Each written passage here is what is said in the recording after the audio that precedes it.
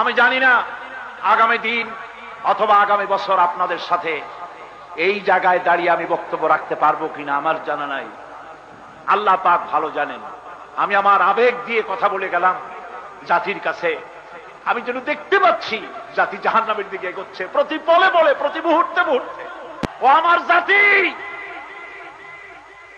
আহা! শাহ আতাউল্লাহ বুখারী रहमतुल्लाह अलैहि তিনি বলেছিলেন 40 साल तक कब्रिस्तान में अजान दिया कोई मुर्दा जिंदा नहीं हुआ।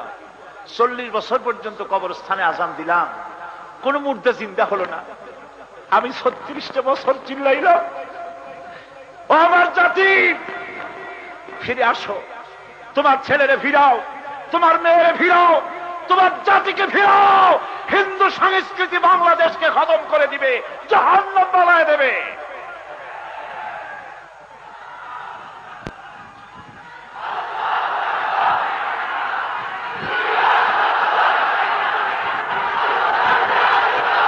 বাঙালি সংস্কৃতির নামে, বাঙালি সংস্কৃতির নামে যারা এইসব আয়োজন করে ওদের চেহারা কোনদিন বাইতুল মোকাররমে দেখা যায়? ওরা কোটি টাকার মালিক, কোনদিন হজ করে না, নামাজ পড়ে না, রোজা রাখে না, আল্লাহ বিশ্বাস করে না।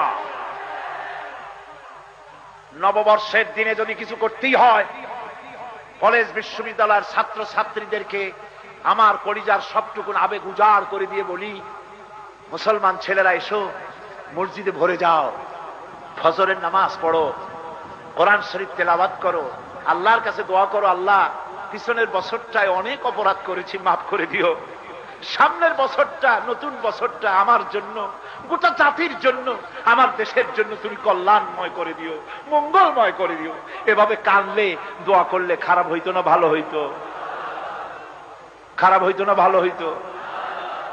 আমার জাতির কাছে উদাত্ত আহ্বান রেখে গেলাম।